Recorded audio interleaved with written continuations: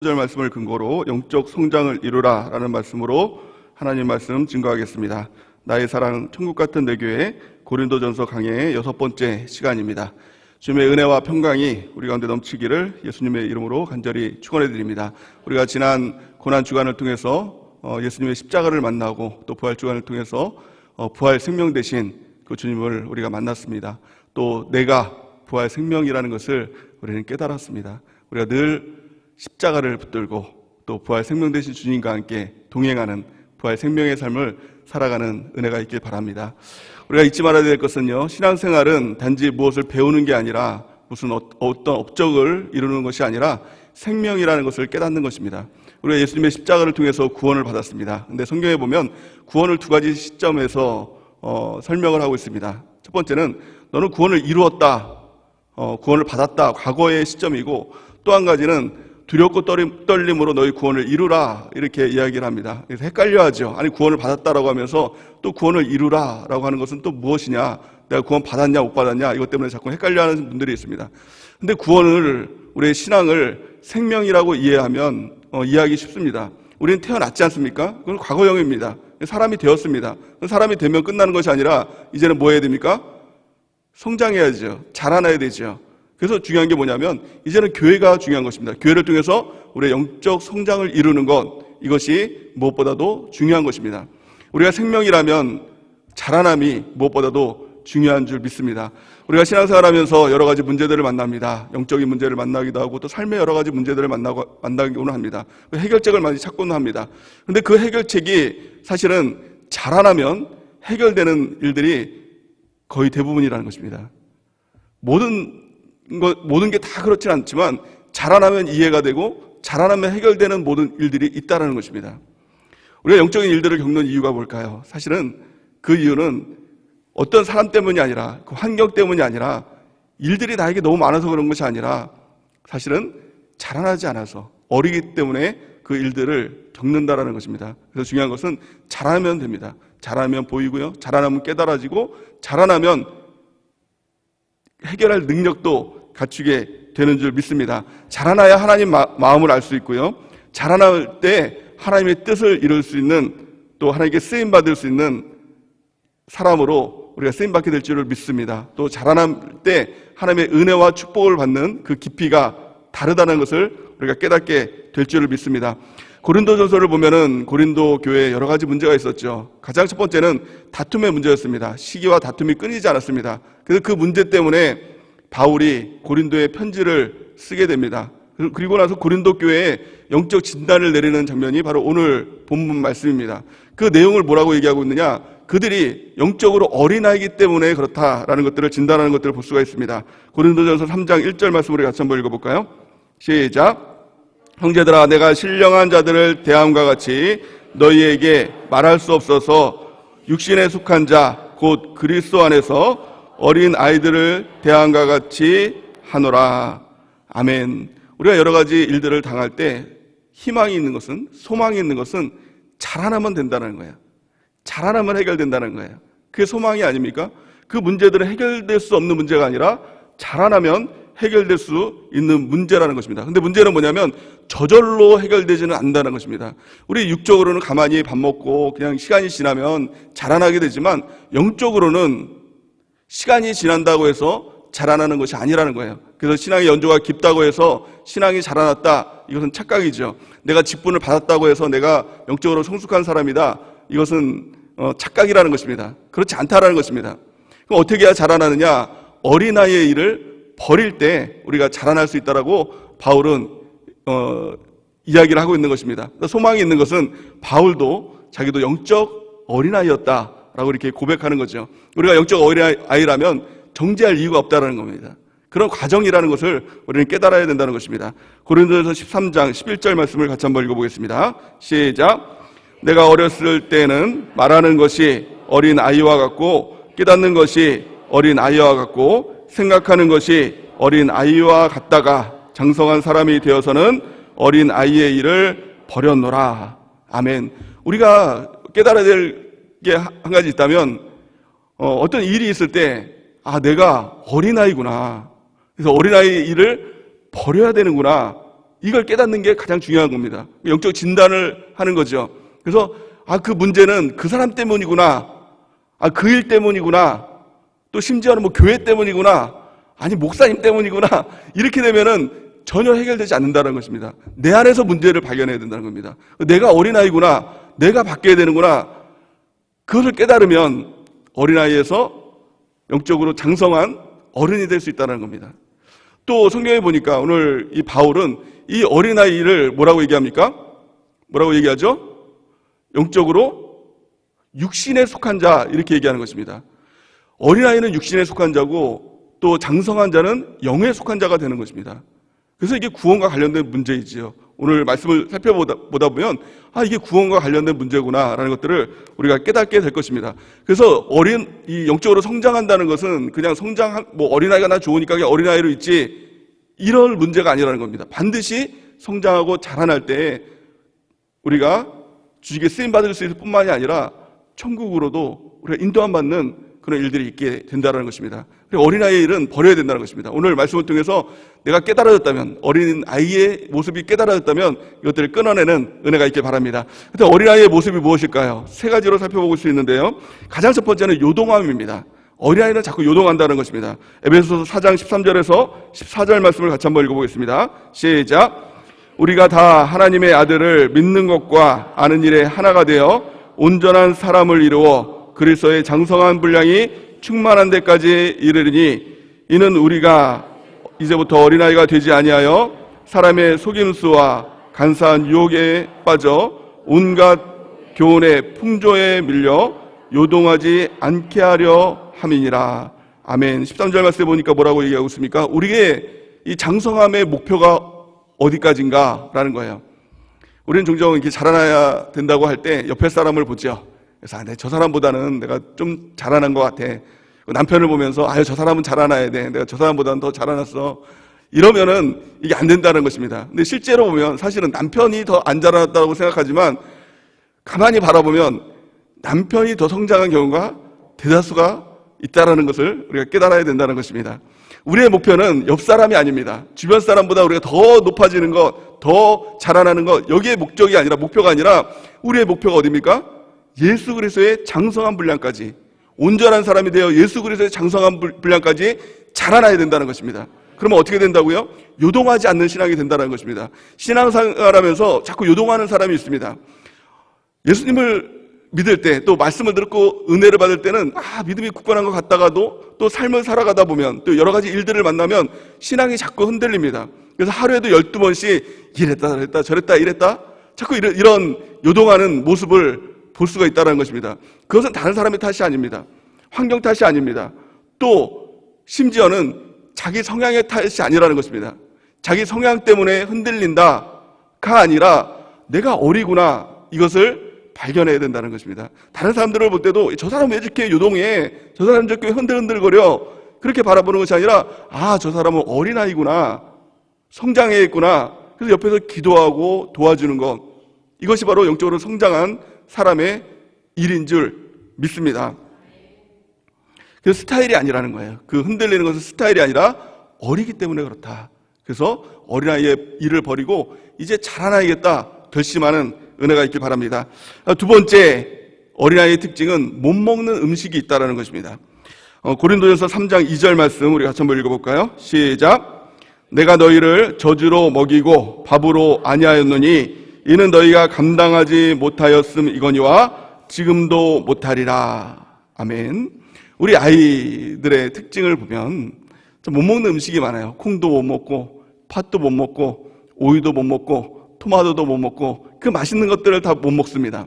그런데 오늘 본 말씀에 보니까 내가 저주로 먹이고 밥으로 아니하였느니 이렇게 얘기합니다. 이 고린도 이 성도들의 특징을 보니까 젖만 먹는 겁니다. 근데 이 밥이 원어적인 표현으로 보면 고기라는 겁니다. 고기 얼마나 맛있습니까? 아이들이 제일 불쌍한 것 중에 하나가 뭐냐면 이 고기 맛을 모른다는 거예요. 고기를 못 먹는다는 게 참 얼마나 그렇습니까? 이 고기 얼마나 맛있는데 이 고기를 못 먹는 겁니다. 이게 무슨 말입니까? 말씀을 들을 때 못 듣는 말씀이 많다라는 거예요. 그러니까 소화를 못 시키는 말씀이 많다라는 거예요. 자기가 좋아하는 말씀, 이해되는 말씀을 들을 땐 아이고 내가 은혜 받았습니다, 이렇게 얘기를 하는데 정말 고기와 같은 맛있는 영양가 있는 어른들이 느끼는 그 고기, 지금 고기 먹고 싶지 않습니까? 막 그 말씀을 들을 때는 그게 진짜 말씀인데, 그거 먹어야 영양도 보충되고 그게 진짜 맛있고 그 좋은 말씀인데 그거를 깨닫지 못한다는 거예요. 그게 젖만 달라는 거예요. 고기는 필요 없다라는 거예요. 그러니까 이게 왜 그러느냐?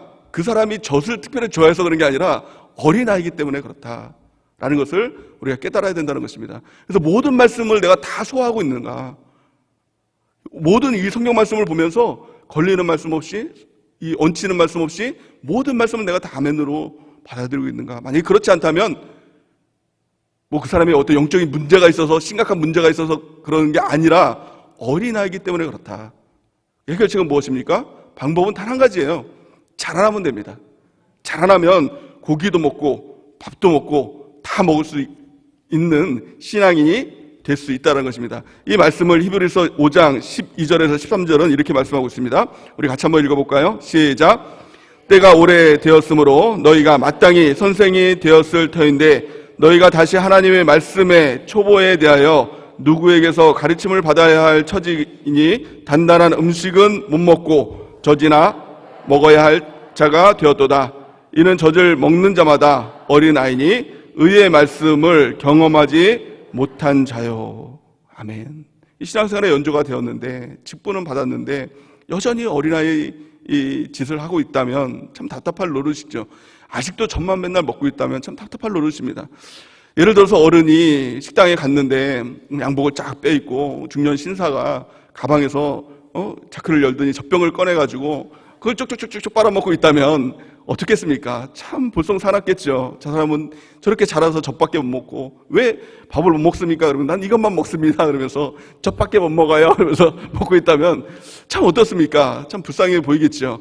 근데 실제로 우리 신앙인들 중에서도 이와 같은 신앙인들이 있다라는 겁니다. 영적으로 교회에서 젖만 달라고, 그래서 말씀을 진짜 생명과 같은 말씀을 증거하고 고기 먹으라고 말씀을 증거하면 아니 고기 필요 없고 젖만 달라고 맨날 자기 원하는 말씀만 달라고 은혜 없다고 막 그러면서 그런 성도들이 있다라는 겁니다. 얼마나 불쌍합니까? 우리가 어떤 말씀도 다 소화할 수 있는 정말 고기와 같은 말씀을 고기로 고기 먹고 싶지요? 저녁에 자꾸 고기 얘기하니까 그걸 많이 먹는 말씀으로 정말 영양가 있고 맛있는 말씀, 정말 생명이 되는 말씀, 그 말씀을 다 받는 여러분들이 되는 은혜가 있기를 바랍니다. 또한요, 아직 말씀을 다 받지 못하고 있다면 내가 영적으로 문제가 있구나, 이게 아니라 내가 아직 어린이구나, 이제 빨리 자라나야겠구나, 여기서부터 이 신앙의 성장의 역사가 나타나게 될 줄을 믿습니다.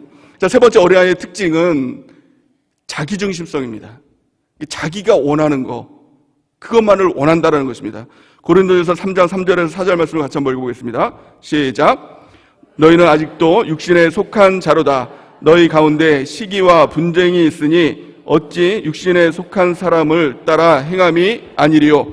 어떤 이는 말하되 나는 바울에게라 하고 다른 이는 나는 아볼로에게라 하니 너희가 육의 사람이 아니리요. 아멘. 육신에 속한 사람이라는 이 뜻을 유진 피터슨이 쓴 메시지 성경에서는 이렇게 얘기합니다. 자기 마음대로 될 때만 만족하는 사람이라는 뜻을 가지고 있다고 합니다. 그러니까 자기가 교회 안에서도 내가 좋은 거, 내가 만족한 것만은 자꾸 따릅니다. 그러니까 막 팔을 나누기도 하고 내가 좋아하는 사람을 막 따라가요. 내가 저 사람이 신앙생활이 있다고 그러면 그 사람을 자꾸 따라가요. 교회에서 하나님께서 세워주신 영적 리더, 목사님과 또 셀장들이 있지 않습니까? 근데 내가 저 사람이 좋아, 저 사람 스타일이 좋아, 저 사람이 믿음 좋은 것 같아. 그러니까 자기가 좋아하는 것들만 하는 것, 자기가 원하는 것들만 해주는 것, 이게 그것을 바라는 것, 이것이 바로 영적 어린아이라는 겁니다. 제가 한 가지 질문을 하겠습니다.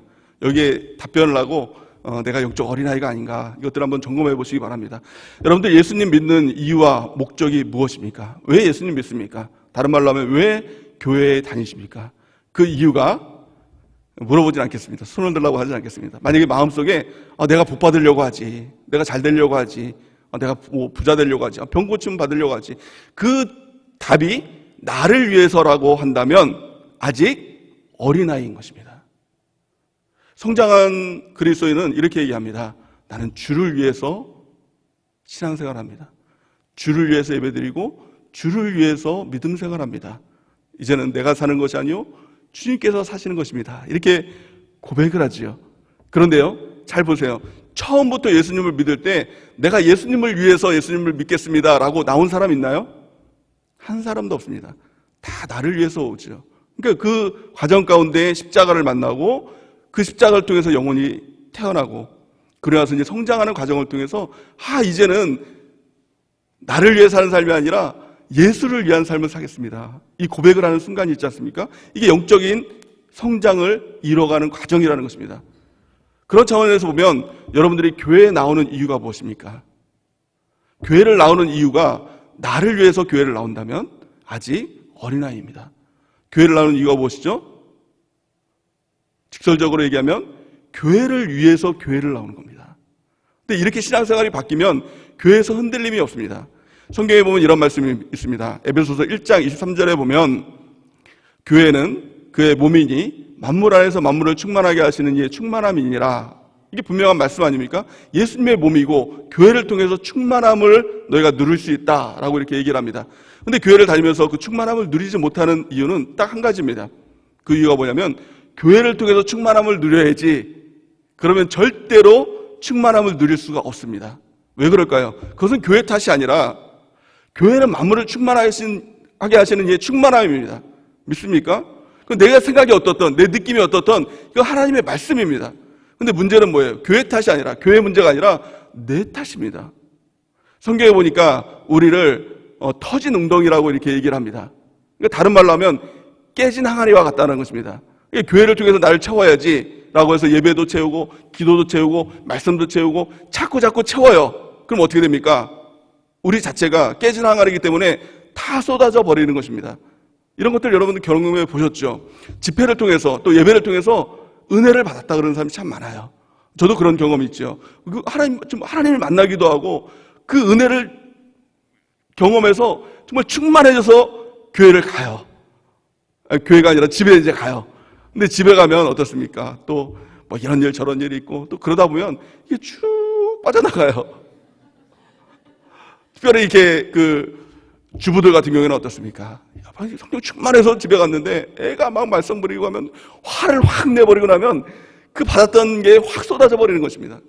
그는 여러분들의 문제가 아니라 우리의 문제가 아니라 바로 내가 깨진 항아리이기 때문에 모든 사람들의 문제라는 것입니다. 그럼 어떻게 채울까요? 채워도 채워지지 않는데 어떻게 채울까요? 방법은 단 한 가지입니다. 전에도 몇 번 예를 든 적이 있는데 영화에 보면 그런 영화가 있습니다. 그 스승이 제자에게 깨진 항아리에다가 물을 가득 채워라. 이게 마지막 너의 과제다. 그런 과제를 내주지 않습니까? 그러니까 이 제자가 어떻게 해요? 막 열심히 막 아침부터 밤 이제 하산하려고 아침부터 밤까지 열심히 물을 막 우물에다 채워 넣는데 채워집니까? 안 채워지죠. 왜냐하면 깨진 항아리이기 때문에. 그러다가 나중에 깨닫습니다. 밤 늦게 이제 깨닫죠. 뭔가 이렇게 번쩍 이렇게 하면서 깨닫습니다. 그러면서 항아리를 들고 막 뛰어가요. 어디로 뛰어갑니까? 어디로? 호수로 뛰어가죠. 호수에다 항아리를 확 던져요. 어떻게 됩니까? 가득 채워지죠. 그러니까 스승이 그걸 보면서 됐다. 이제 다 하나라거나 이렇게 하지 않습니까? 여러분 어떻게 채워져요? 나에게 무엇인가를 채워서 채워지는 존재가 아니라는 거예요. 우리는 어떻게 됩니까? 우리가 그 안으로 들어가야 돼요. 그 충만함 안으로 들어가야 됩니다. 교회 충만함을 누릴 수 있는 유일한 방법은 내가 깨진 항아리가 교회 안으로 깊이 들어갑니다. 그러면 그 충만함을 누릴 수가 있다는 겁니다. 그게 충만함을 누리는 거 이제 교회 안으로 들어가는 겁니다. 그게 뭐예요? 나를 위해서 교회 다니는 게 아니라 교회를 위해서 내가 교회를 다니겠다. 교회를 위해서 내가 할 수 있는 것이 무엇인가? 여러분들 봉사하는 이유가 뭐예요? 여전히 나를 위해서 합니까? 그럼 그 봉사는 맨날 흔들리는 겁니까?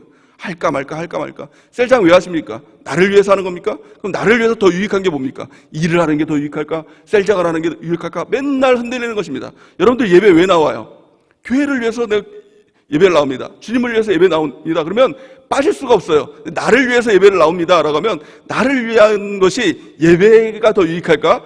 가족이 더 놀러 가는 게 유익할까? 이거 가지고 맨날 갈등하는 것입니다. 신앙의 성숙이 무엇입니까? 나를 위한 삶이 아니라 주님을 위한 삶. 나를 위한 삶이 아니라 교회를 위한 삶. 그래서 바울이 뭐라고 얘기하고 있습니까? 그리스도에 남겨진 고난을 교회를 위해서 내 육체에 채워넣어라 이렇게 얘기합니다. 아니 나를 위해서 교회를 다니는 사람이 어떻게 그 교회에 그리스도에 남겨진 고난을 내가 당할 수가 있냐는 것입니다. 우리가 신앙의 성장을 이루는 것, 나 중심에서 예수님 중심으로, 나 중심에서 교회 중심으로 바뀌어 나갈 때 우리의 신앙의 성장을 이루며 나가게 될 줄을 믿습니다. 오늘 바울은 세 가지를 통해서 너희가 영적 성장을 이루라 이렇게 권면하는 것들을 볼 수가 있는데요. 가장 첫 번째가 뭐냐? 오직 성경을 통해서 너희가 자라는 것이다 라는 것들을 말씀해주고 있는 것입니다. 고린도전서 3장 2절 말씀해 보니까 내가 너희를 저주로 먹이고 밥으로 아니하였느니 이는 너희가 감당하지 못하였음이거니와 지금도 못하리라. 이 어린아이의 특징을 말씀으로 가르쳐주고 있는 것입니다. 말씀을 다 먹지 못하면 너희는 어린아이다. 무슨 말입니까? 너희는 모든 말씀을 다 먹는 영적 성장을 이루는 어른이 되어야 된다. 영의 사람이 되어야 된다라는 것들을 말씀해주고 있는 것입니다. 그렇다면 왜 우리가 모든 말씀을 다 소화하지 못할까요? 모든 말씀을 다 받아들이지 못할까요? 그 이유는 말씀이 아니라 다른 것이 있기 때문에 그렇습니다. 예수님을 믿는 이유, 신앙생활하는 이유가 말씀이 아니라 다른 것에 있는 것입니다. 예수님 믿고 복 받아야지. 예수님 믿고 잘 돼야지. 여기가 신앙의 베이스가 된다면 신앙은 절대로 자라나지 않습니다. 우리가 종종 이런 생각들을 합니다. 우리가 믿음의 성장을 이룰 때 하나님의 기적을 바라보면 절대 믿음이 흔들리지 않을 것 같습니다. 이렇게 생각하는 분이 있습니까? 없습니까? 있습니다. 그래서 사업이 완전히 망했는데 완전히 흥하는 하나님의 역사를 보면 절대 믿음 흔들리지 않을 것 같습니다. 이렇게 생각을 하죠. 또 어떤 암병에 걸렸거나 죽을 병에 걸렸는데 이게 완전히 낫고 회복되면 이걸 정말 하나님께서 하신 것을 보여주면 내 믿음은 흔들리지 않을 겁니다. 확신합니다. 라고 생각을 하지만 절대로 그렇지 않다는 겁니다. 성경에는 그런 역사가, 그런 일들이 보여주죠. 성경을 통해서 보여주고 있지 않습니까? 요한복음 6장에 보면 어떤 역사가 일어나죠? 오병이어의 역사가 일어납니다. 많은 사람들이 예수님을 따랐습니다. 남자만 5,000명이라는 사람이 예수님을 따랐습니다. 남녀노소 다 합하면 2만 명이라는 사람이 예수님을 따랐습니다. 근데 그들이 원했던 게 뭐였어요? 예수님의 기적이었거든요. 예수님의 어떤 놀라운 그런 병을 고치고 또 문제를 해결하는 그런 능력이었거든요. 근데 그들에게 예수님은 오병이어의 기적을 보여줍니다. 우리는 말로만 들었죠. 말로만 들으면서도 맨날 오병이어 하고 막 식당 이름도 오병이어로 막 짓고 막 그렇지 않습니까? 오병이어의 기적. 근데 그들은 직접 눈으로 봤어요. 막 떡을 떼어주고 물고기를 나눠주는데 그게 끊이지 않는 거예요.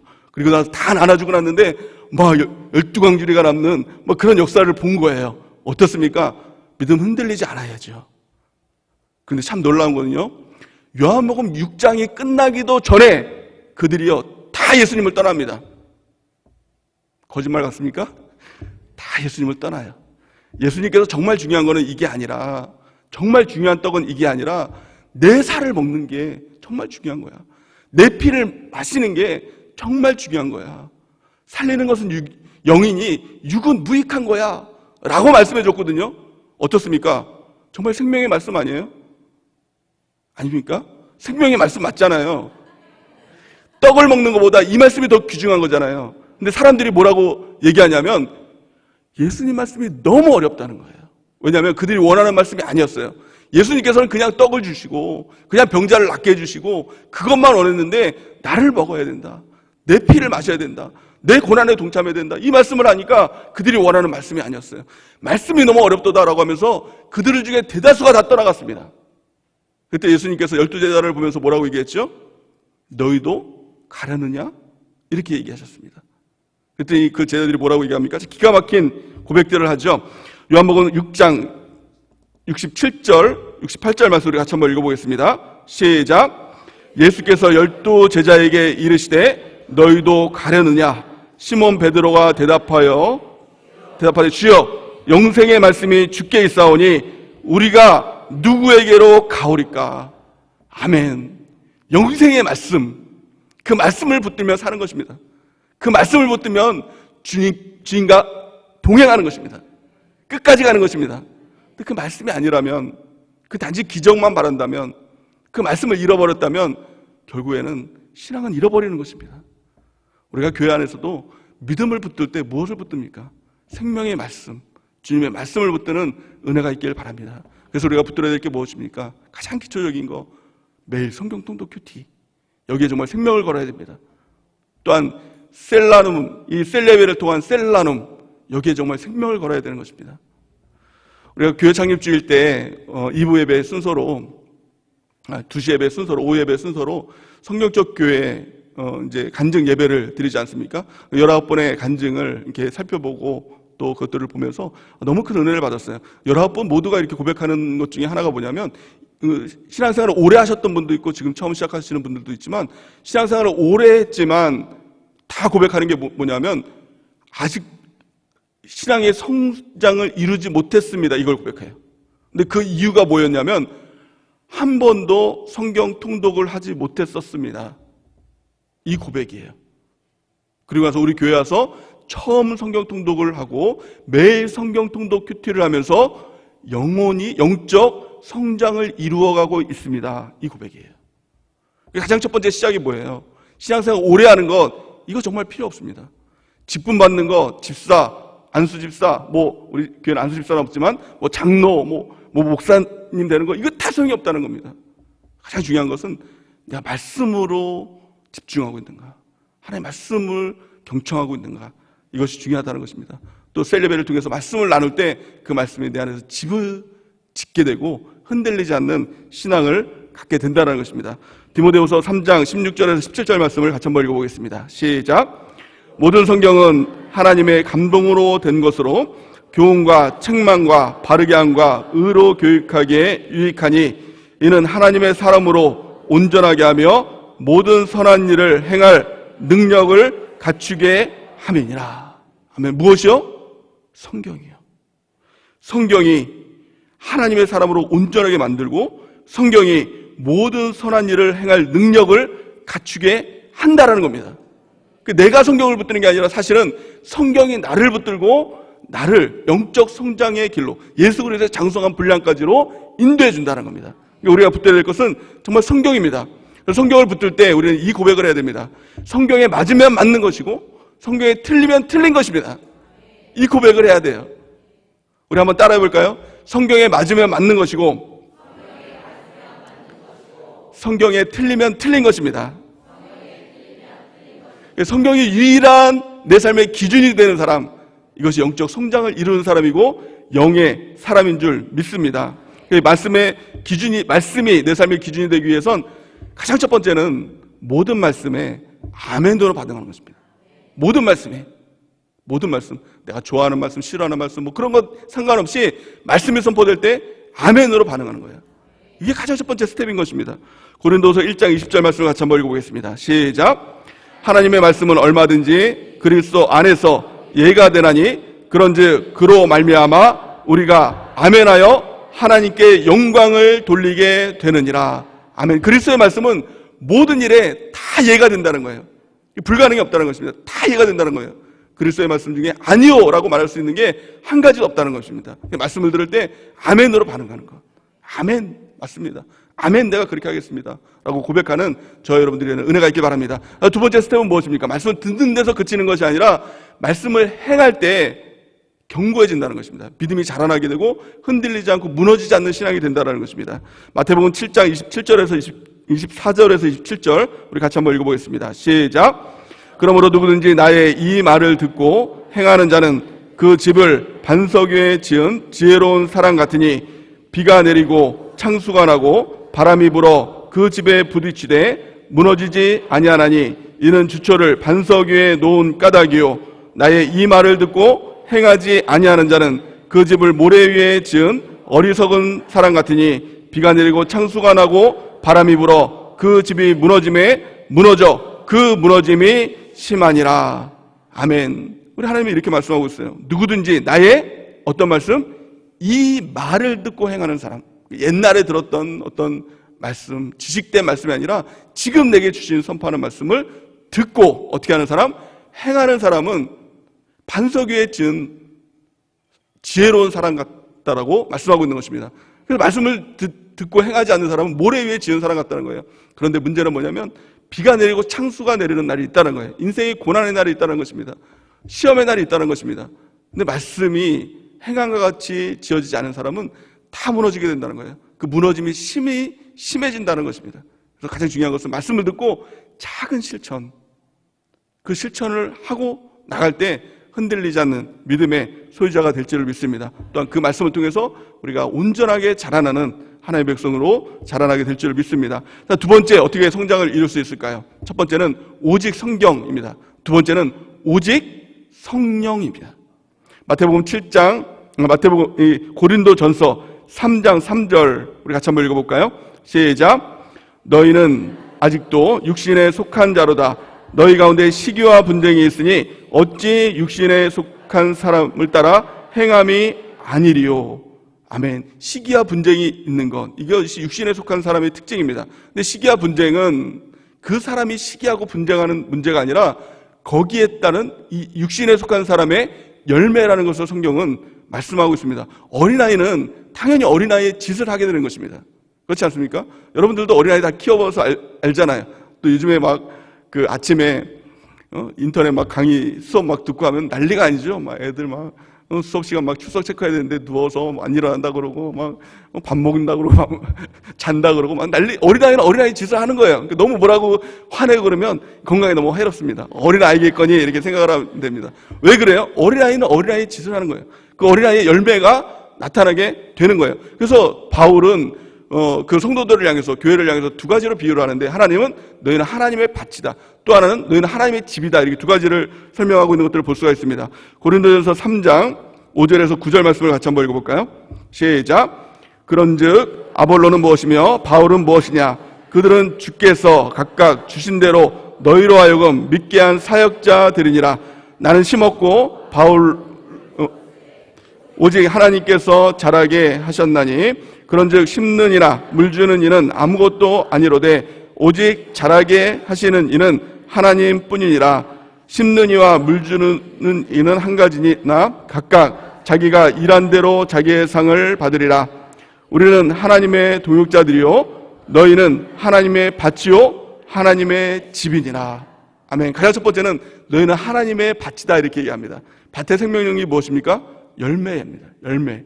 그래서 우리가 어떤 밭이냐에 따라서 그 열매가 달라지게 된다라고 성경은 말씀하고 있는 것입니다. 그러니까 어린아이라면, 육체에 속해 있다면 그 열매들을 자꾸 맺고 있는 것, 이것이 바로 어린아이의 특징이다, 육체에 속한 자의 특징이다라는 것이죠. 갈라디아서 5장 19절에서 21절 말씀을 같이 한번 읽어보겠습니다. 시작.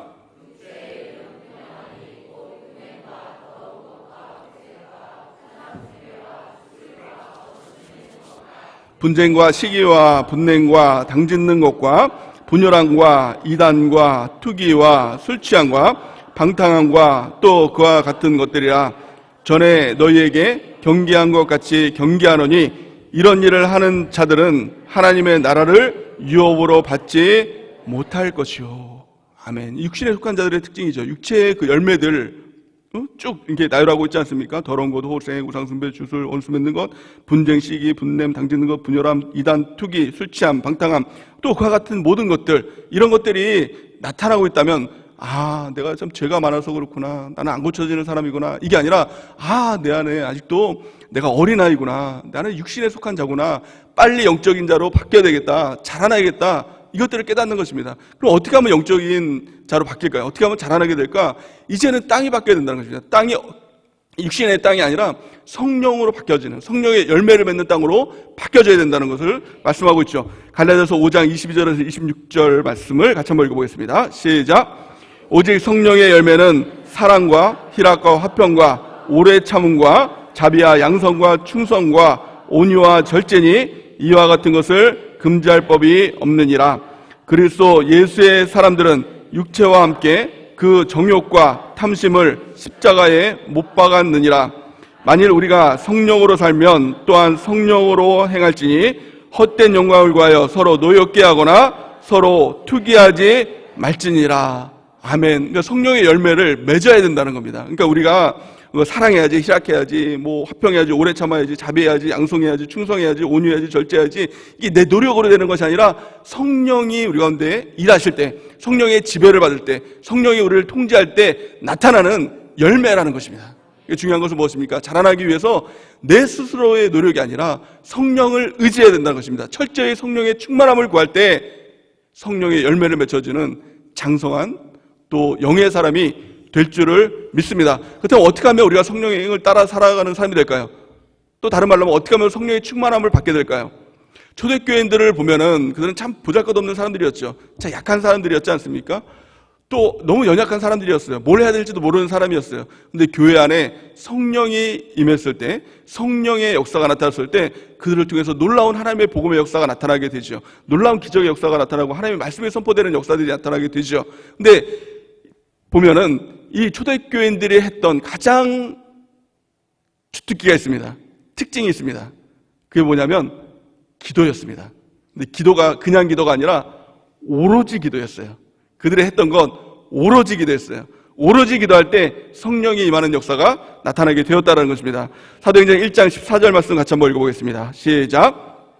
여자들과 예수의 어머니 마리아와 예수의 아우들과 더불어 마음을 같이하여 오로지 기도에 힘쓰더라. 아멘. 사도행전 2장 42절 같이 한번 읽어보겠습니다. 시작. 그들이 사도의 가르침을 받아 서로 교제하고 떡을 떼며 오로지 기도에 힘쓰니라. 사도행전 6장 4절 시작. 우리는 오로지 기도하는 일과 말씀 사역에 힘쓰리라 하니. 아멘. 그들의 특기는 오로지 기도였어요. 기도에 모든 것을 다 쏟아 부었다는 것입니다. 그래서 모이면 기도하고 전도하고 말씀 사역하는 일들, 이 일들을 끊이지 않았다는 것입니다. 성령 받는 방법이 뭐예요? 기도하지 않으면 절대로 성령 받지 못합니다. 기도해야 성령 받습니다. 기도해야 성령이 임하는 것입니다. 누가복음 11장 13절 말씀을 같이 한번 읽어보겠습니다. 시작. 너희가 악할지라도 좋은 것을 자식에게 줄 줄 알거든 하물며 너희 하늘아버지께서 구하는 자에게 성령을 주시지 않겠느냐 하시니라. 아멘. 구하는 자에게 성령을 주시겠다는 겁니다. 여러분들 기도하고 계시죠? 우리가 성령의 충만함을 위해서 날마다 기도하는 은혜가 있길 바랍니다. 성전에 성전기도 끊임없이 하고 또 모였을 때 기도하고 우리가 그 기도를 통해서 오로지 기도를 통해서 성령의 충만함을 받고 성령의 열매를 맺는 영의 사람 또 영적으로 장성한 자가 되는 은혜가 넘치길 바랍니다. 마지막 세 번째, 어떻게 우리가 영적 성장을 이룰 수가 있을까요? 그것은 우리의 관심, 우리의 시선이 바뀌는 것입니다. 나만을 바라봤던 시선에서 공동체를 바라보기 시작할 때 영적 성장을 이룰 수가 있다는 것입니다. 고린도전서 3장 9절 말씀에 보니까 우리는 하나님의 동역자요 너희는 하나님의 밭이요, 두 번째는 뭡니까? 하나님의 집이다 라고 말씀하고 있는 것입니다. 저희 여러분들이 바로 하나님의 집이라는 것을 깨닫는 은혜가 있길 바랍니다. 나는 개인이 아니라 공동체다. 나는 혼자가 아니라 하나님의 집을 이룬 교회 공동체다 라는 것을 깨달을 때 영적 성장이 있다는 것입니다. 우리 고린도전서 3장 10절에서 15절 말씀까지 한번 같이 한번 읽어보겠습니다. 시작. 내게 주신 하나님의 은혜를 따라 내가 지혜로운 건축자와 같이 터를 닦아두매 다른 이가 그 위에 세우나 그러나 각각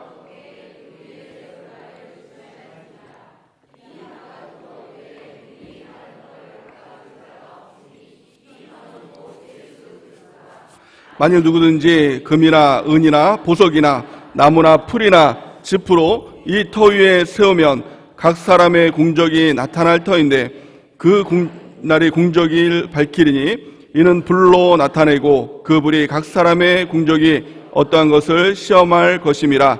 만일 누구든지 그 위에 세운 공적이 그대로 있으면 상을 받고 누구든지 그 공적이 불타면 해를 받으니 그러나 자신은 구원을 받되 불 가운데서 받은 것 같으리라. 아멘. 영적으로 어린아이 같은 행동을 하는 이유가 뭘까요? 왜 시기하고 분쟁할까요? 왜 교회 안에서 다툼이 일어날까요? 그 이유를 보면 교회를 보지 못하기 때문에 그래요. 공동체를 보지 못하고 내 자신만을 바라보기 때문에 어린아이와 같은 그런 행동을 하게 된다는 것입니다. 자라난다는 것은, 성장한다는 것은 이제는 내 자신을 보는 것이 아니라 공동체를 보는 것입니다. 제가 결혼을 하고 나서 첫 아이를 가졌을 때 저희 어머니가 하셨던 말씀을 잊지 않고 있습니다. 저희 어머니가 뭐라고 얘기했냐면, 아이고 우리 작은 아들 이제는 어른 됐네 이렇게 얘기를 하셨어요. 근데 이게 결혼을 했을 때도 어른이라는 말을 안 했는데 아이를 낳았는데 어른이라는 말을 하는 거예요. 근데 그때는 이제 이해를 못했습니다. 아이를 낳으면 어른 되는 건가? 근데 내가 낳은 건 아닌데? 우리 집사람이 애를 낳았는데 그럼 집사람이 어른이고 나는 아직 아닌 거 아닌가? 이런 생각을 했어요. 근데 이후에 이제 깨닫게 된 게 뭐냐면 제가 달라진 거예요. 그 전까지는 결혼을 해도 나밖에 몰랐던 사람이었거든요. 그래서 결혼하고 나서도 친구들 만나느라고 집에 안 들어와요. 새벽에. 그러면 집사람이 이제 그 다음날 이제 집에 들어가면 이제 집사람이 울고 있어요. 그럼 왜 울지? 왜 울지? 그걸 이해를 못했어요. 집에서 맛있는 거 생기면 나 혼자 다 먹고, 돈 생기면 내가 혼자 다 쓰고, 그냥 전혀 못된 놈이라고요? 그렇게 쳐다보지 마세요. 그런 사람이었다고요. 혼자밖에 모르는 사람이었다는 거예요. 근데 아이가 생기고 나서 누가 그러라고 한 것도 아닌데 제가 바뀐 거예요. 맛있는 게 생기면 집사람 갖다 줘야겠다. 알았어요. 아이 갖다 줘야겠다. 가족을 먼저 생각을 하더라는 거예요. 저 원래 그런 사람이 아닌데 가족을 생각하고, 그리고 또 하나, 그러니까 내가 하고 싶은 거 친구들이랑 막 늦게까지 놀러 가자고 친구들이 꼬셔도 안 돼. 집에 가야 돼. 일찍 가야 돼. 그러니까 내가 없어진 거예요. 가정을 먼저 생각하고, 맛있는 거 생겨도 제가 안 먹어요. 집에 가져와서 먹이고, 새같이 이렇게 쪼여서 먹여주고, 돈이 생기면 우리 가족들이랑 어디 갈까? 사줄까? 이걸 생각하게 되더라는 거예요. 그러니까 이걸 보면서 저희 어머니 말씀하신 게 생각났어요. 이게 어른 되는 거구나. 나만을 생각했던 사람이 이 공동체를 생각하고 가족을 생각하고 다른 사람들 생각하고 이게 어른이 되는구나라는 거예요. 우리 신앙도 마찬가지죠. 신앙생활 처음 할 때는 다 나만 생각해요.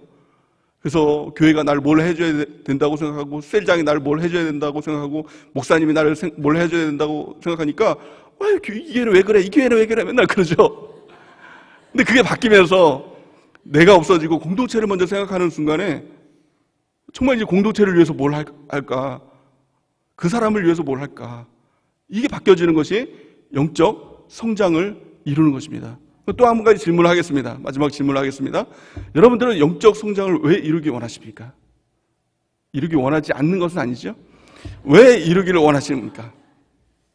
여전히 내가 성장해서 내 믿음이 자라나야지, 나를 위해서 자라나야지 라고 생각한다면 또한 아직 영적 어린이입니다. 왜 우리가 자라나야 되죠? 그것이 바로 교회를 위해서, 교회가 교회되기 위해서. 영적 성장을 이룬다는 것은 사실 내가 없어지는 거예요. 내가 교회에서 안 보이는 거예요.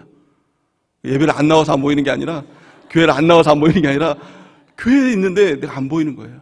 성경에 보면 이 한 알의 밀알이 땅에 떨어져 죽지 아니하면 많은 열매를 맺을 수 없느니라 이렇게 얘기하잖아요. 그러니까 영적 성장을 이루면 다른 사람들을 세워주고 교회 공동체를 생각하면서 내가 없어지는 것이 바로 영적 성장을 이루는 것이라는 거예요.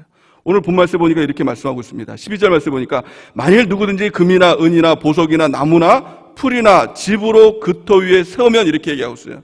교회를 세우는 이 재료가 무엇입니까? 금, 은, 보석, 또 나무, 풀, 집 두 가지입니다. 금, 은, 보석이 무엇입니까? 영적 성장을 이룬 저와 여러분들이에요. 말씀으로 세워진 저와 여러분들, 성령으로 세워진 저와 여러분들, 이게 바로 금, 은, 보석이에요. 그래서 교회를 세울 때는 금, 은, 보석으로 세워야 된다는 겁니다. 근데 다르게 보면 말씀이나 성령이 아니라 그냥 세워진 것, 예수 믿으면 복 받지, 예수 믿고 잘 되자라는 것으로 교회가 세워진 것, 이게 뭡니까? 나무, 풀, 집입니다. 장단점은 있어요. 나무, 풀, 집으로 세워지면 금방 세워져요. 크게 세워져요. 근데 단점이 뭐예요? 반드시 불시험이 있다는 겁니다. 오늘 말씀은 그것을 가르쳐주고 있죠. 13절 보니까 각 사람의 공적이 나타날 터인데 그 공적이 밝히리니 이는 불로 나타나고 그 불이 각 사람의 공적이 어떠한 것을 시험할 것입니다. 불이 타오르게 된다는 거예요. 그래서 말씀과 성령으로 세워지지 않은, 그 재료로 세워지지 않는 그 교회는 다 불타게 된다는 거예요. 그 성도는 다 불타게 된다는 겁니다. 그런데요, 교회를 세우는 목사님들 유혹이 뭐냐면 빨리 세우고 싶은 거예요. 그냥 빨리빨리 세우고 싶은 거예요. 그래서 80년대, 90년대 한창 일어났던 것이 교회 부흥이 교회 부흥, 한국교회가 부흥된다고 난리가 일어났어요. 근데 그 부흥을 잘못 해석했어요. 오직 많이 모이는 거, 이걸 부흥이라고 생각을 했어요. 그래서 한 사람 한 사람들이 영적 성장과는 상관없이 금이나 은이나 보석으로 세워져야 될 사람들이 그냥 나무나 집이나 그런 것들로 막 세우는 거예요. 무조건 예수 믿으면 복 받는다, 잘 된다, 오기만 해라, 오면 다 구원받는다, 다 세우는 겁니다. 근데 문제는 뭐예요? 불이 있는 거예요. 불이 한번 태우고 지나가면 나무나 풀이나 집은 다 타버리는 겁니다. 아무것도 아니게 된다는 겁니다. 근데 금이나 은이나 보석으로 세우려고 하면 어떻습니까? 시간이 걸리죠. 그냥 금을 만들어야 되는 거예요. 은을 만들어야 되는 거예요. 보석을 만들어야 되는 거예요. 그래서 그 성장을 이루면서 교회를 세워나가는 거예요. 더디지요. 늦지요. 근데 장점이 뭐예요?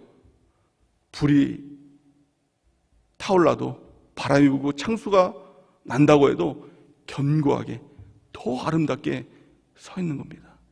그래서 우리 교회가 정말 이 불이 타오를 때 견고하게 서 있는 금이나 은이나 보석으로 세운 교회가 되길 원합니다. 그래서 우리 목사님이 정말 그 작업하고 있는 거 아니에요? 저 여러분들을 정말 금, 은, 보석으로 만드는 이 일들을 행하고 있는 것 아닙니까? 지금 이 코로나 같은 이 사건들이 어떻게 보면 이 불과 같은 시험일 수 있지 않습니까? 코로나로 인해서 얼마나 많은 교회들이 불타고 있어요. 그 믿음 있다고 하는 교회들이 다 보니까 이 나무로 세워진 그 성도들이 얼마나 많이 무너지고 있느냐는 거예요. 우리가 정말 견고하게 서서 교회를 교회되게 하는 일에 우리가 더 나가는 은혜가 있길 바랍니다. 우리가 성장해야 될 이유 단 한 가지입니다. 교회를 위해서예요. 교회에 내가 금이 돼서, 내가 은이 돼서, 내가 보석이 돼서 아름다운 하나님의 교회, 하나님의 집, 이 집을 세워나가리라. 이 고백을 가지고 우리가 성장하고 자라나는 은혜가 있길 바랍니다. 말씀으로, 오직 성령으로 우리가 자라날 때 견고한 집에 멋진 하나의 벽돌이 되어서 우리가 하나님께 쓰임받는 멋진 성전이 될 줄을 믿습니다. 그리고 나서 교회에 깊이 뿌리를 내릴 때 하나님의 멋진 일들이 우리 안에서 일어나게 될 줄을 믿습니다. 골로새서 2장 6절에서 7절 말씀을 같이 한번 읽어보겠습니다. 시작. 그러므로 너희가 그리스도 예수를 주로 받았으니 그 안에서 행하되 그 안에 뿌리를 박으며 세움을 받아 교훈을 받은 대로 믿음에 굳게 서서 감사함을 넘치게 하라.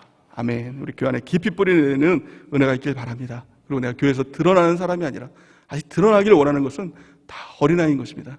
교회 안에서 보이지 않는 사람. 이제는 내가 없고 오직 예수 그리스도만. 이제는 내가 없고 오직 영광스러운 교회만. 그래서 교회가 나를 통해서 말씀이 드러나고 나를 통해서 성령이 역사하시고 나를 통해서 교회가 드러나는 하나님의 백성으로 쓰임받는 은혜가 넘치기를 예수님의 이름으로 간절히 축원해 드립니다.